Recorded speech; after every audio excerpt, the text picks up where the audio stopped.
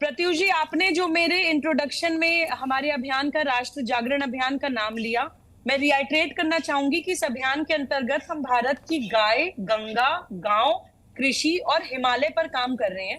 और हमारे गुरुजी का कहना है कि जिस सांस्कृतिक पुनर्जागरण की बात हम कर रहे हैं, उसका रास्ता प्रकृति से होकर ही जाता है।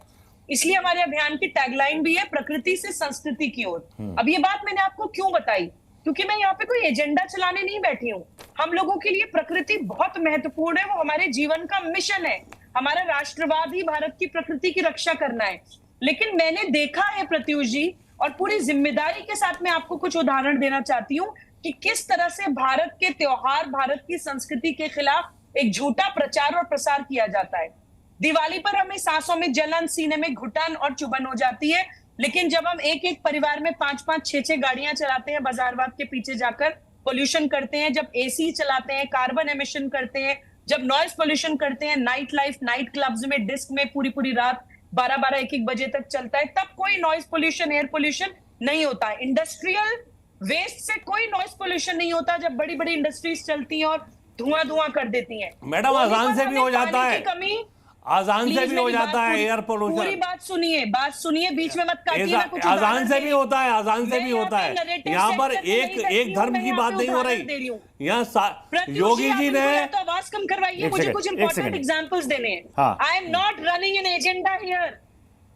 ठीक है, संक्षेप में उसके बाद में आरपी सिंह जी, अनमोल पवार जी आपके पास आ रहा हूं। प्रत्युष जी, 2-3 उदाहरण बहुत इंपॉर्टेंट है। होली पर दीजिए जल्दी से दीजिए, एग्जांपल दीजिए। होली पर हमें पानी की कमी हो जाती है, लेकिन जब 365 डेज साल में वाटर पार्क्स में पानी बहता है, तब पानी की कमी नहीं होती। जब हम नलों में पानी बहाते हैं, तब पानी की कमी नहीं होती। जब हमारे नेता हमें फ्री बिजली बांटते हैं और उसके लिए हमारी नदियों के पानी को डैम्स में रोक लिया जाता है, और जब डैम्स उस पानी को रोक नहीं पाते हैं तो उस पानी को छोड़ दिया जाता है और वो गांव के गांव बाढ़ बहा के ले जाता है, तब पानी की कमी नहीं होती। मैंने तो एक पोस्टर देखा कि एक लड़की, देखिए वामपंथी एजेंडा, एक लड़की साड़ी काटकर मिनी स्कर्ट बना रही है। हम कहते हैं हम मिनी स्कर्ट के खिलाफ नहीं है, लेकिन साड़ी काटकर आप मिनी स्कर्ट क्यों बना रहे हैं? क्योंकि आप भारतीय संस्कृति को डिमीन करना चाहते हैं। ठीक है, दिल्ली की सरकार कह रही है कि उनकी अपील का असर हुआ, वरना ये एक्यूआई लेबर 400 के पार चला जाता। गोपाल राय जी कैलाश गहलोत जी को भी करते हैं। दिल्ली के अंदर आज से 10 साल पहले 15,000 बसें चाहिए थी, जो मेरे पास आज की, अभी मैं गूगल सर्च मार कर फिगर दिख रहा, 7,683 बसें हैं, आधी से कम बसें हैं। इसमें से 1970 बसें केंद्र सरकार ने, मोदी जी ने इलेक्ट्रिक बसें दी हैं। तो अगर एक अपील वहां भी कर दें, क्योंकि प्रदूषण का जो दिल्ली में अंदर सबसे बड़ा कारण है, ये भी आप चेक कर लीजिए, 48% जो प्रदूषण है वह यातायात से, व्हीकल पोल्यूशन कारण से होता है। और दिल्ली के अंदर जिस प्रकार की यातायात की स्थिति है, अगर आपको अपने घर से कहीं जाना है और आपका यातायात के साधन नहीं, तो आप ऑब्वियसली अपनी गाड़ी निकालेंगे, स्कूटर, मोटरसाइकिल, कार, कुछ न कुछ वाहन निकालेंगे। एक दूसरा, ये हर बार कहते हैं कि हमने लास्ट माइल कनेक्टिविटी हमने कुछ शुरू कर दी है। नहीं, वो कह रहे हैं कि हमने जो नो पटाखे वाला जो अवेयरनेस प्रोग्राम चलाया था उसका असर हुआ। वो कह रहे हैं कुछ जगहों को छोड़ करके बाकी दिल्ली ने पटाखे नहीं चलाए और उसी का असर। गोपाल राय जी किसी एक तहखाने में रहते हैं जहां पर उनको आवाज सुनाई नहीं देती होगी। दिल्ली में कल सारी रात पटाखे चले तो कुछ नहीं है, क्योंकि तहखाने में जब अब दबक कर बैठ जाओ तो शायद नहीं सुनाई देगी आपको आवाज। तो जो मूल बात है प्रत्युष भाई, वो है कि क्या दिल्ली के अंदर जो होना था वह हो रहा है। दिल्ली के अंदर आज जो इनकी सरकार का मामला, 224 मैकेनाइज्ड स्वीपर्स चाहिए, कुल मिलाकर 52 है, कुल मिलाकर 52, जिससे सड़क की जो धूल है वो ना चले, जो कोई काम नहीं हो रहा। दिल्ली के अंदर इंडस्ट्रियल पोल्यूशन को लेकर जो ये कहते हैं, गाना गाते हैं, परंतु क्या दिल्ली की जो पोल्यूटिंग इंडस्ट्री है उसको हम बाहर कर पाए नहीं कर पाए, इस पर कोई चिंता करनी चाहिए, ये चिंता का विषय है। तो जो दिल्ली में सबसे बड़ा कारण है वो है व्हीकल पोल्यूशन, गाड़ियों के यातायात पोल्यूशन होता है, उसमें कहीं कोई चिंता नहीं होती। इनके बस का चले तो ये जो गाड़ियां चलती हैं उसमें भी कमी। अनमोल पवार जी, अब तो दिल्ली की सरकार भी मान रही है कि इस बार दिवाली की अगली सुबह यानी आज पोल्यूशन का लेवल कम हुआ है, क्योंकि पिछली बार सर आपको याद होगा, पिछली बार यही पोल्यूशन का लेवल दिल्ली एनसीआर में 900 के पार चला गया था, जिसने 8 साल का रिकॉर्ड तोड़ा था। और फिर अपील की जा रही थी कि पटाखा बैन कर दीजिए, पटाखा बैन कर दीजिए, कोई पटाखा ना फोड़े। लेकिन फिर भी सर पटाखा लोगों ने चलाया है, फिर भी दिल्ली में प्रदूषण का स्तर पिछली बार से काफी कम है। अनइंटरप्टेड समय दीजिएगा 2 मिनट का। जी बोले। पैनलिस्ट को सुना देखिए, सबसे पहले तो मैं दिल्ली की 2 करोड़ जनता का शुक्रिया अदा करना चाहूंगा, जिनके सहयोग से आज जो बुजुर्ग हैं, जिन्हें अस्थमा की प्रॉब्लम है, और जो बच्चे हैं हमारे घरों में, वो चाहे आरपी सिंह जी के घर में हो, चाहे हमारे घर में हो, जिन्हें रेस्पिरेटरी प्रॉब्लम्स है, वो कम से कम आज साफ हवा का आनंद ले पा रहे हैं, जैसा आपने दिखाया। दूसरा, देखिए, मैंने इंटरप्ट नहीं किया था प्रत्युष जी, मुझे नहीं, आप बोले सुन रहे हैं सब। दूसरा, जो आप यहाँ पे लिख रहे हैं, आपकी जो टैगलाइन है, मैं उससे बिल्कुल सहमत नहीं हूं। देखिए, ये बैन जो है, ये माननीय सर्वोच्च न्यायालय द्वारा लगाया गया था, और आप इस तरह का जो टैगलाइन चला रहे हैं, सीधा सीधा आप सर्वोच्च न्यायालय पे सवाल उठा रहे हैं।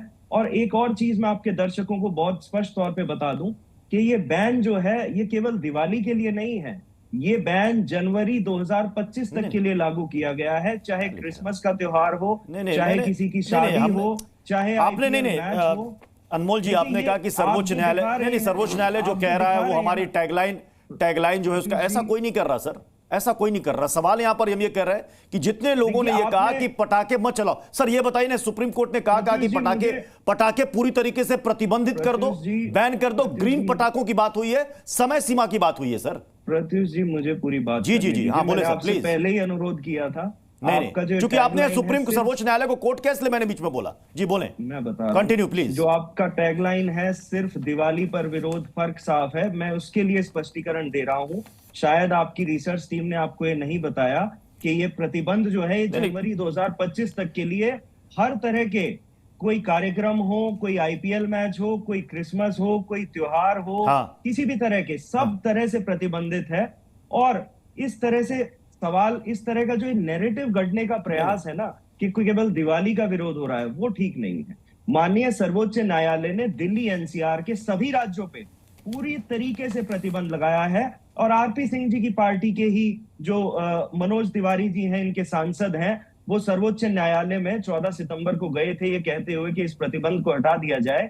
लेकिन सर्वोच्च न्यायालय ने बिल्कुल स्पष्ट शब्दों में उन्हें कहा था कि आपको संविधान नहीं देता कि आप किसी और की जिंदगी के साथ खिलवाड़ करें।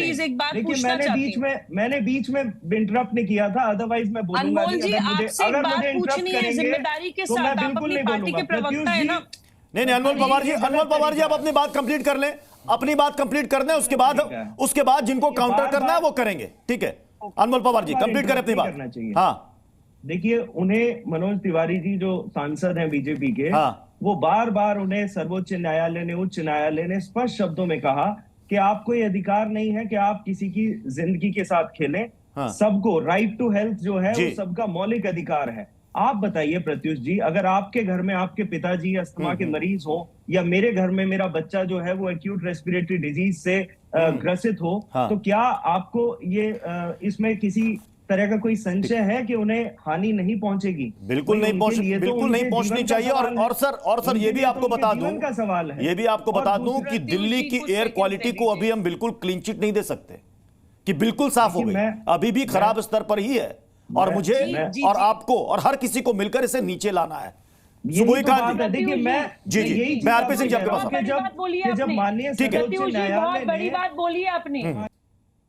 जी अनमोल पवार जी, देखिए, दिल्ली में पिछले 10 साल में जिस तरह के कदम दिल्ली सरकार ने उठाए हैं, चाहे वो सभी को 24 घंटे बिजली मुहैया कराना हो, जिससे जनरेटर सेट से जो पोल्यूशन आता था वो कम हो गया, चाहे इंडस्ट्रीज को डीजल और पेट्रोल पे जो चलती थी उन्हें पीएनजी पे कन्वर्ट करना हो, चाहे सारे थर्मल पावर प्लांट्स बंद करने हो, चाहे ट्री ट्रांसप्लांटेशन लागू करना हो, जिसमें 4 करोड़ से ज्यादा पौधारोपण किया गया, जिससे दिल्ली का ग्रीन कवर 20% से 23% बढ़ा। और हमारे जो भारतीय जनता पार्टी के प्रवक्ता हैं आरपी सिंह जी, इन्होंने बसेस पे सवाल उठाए।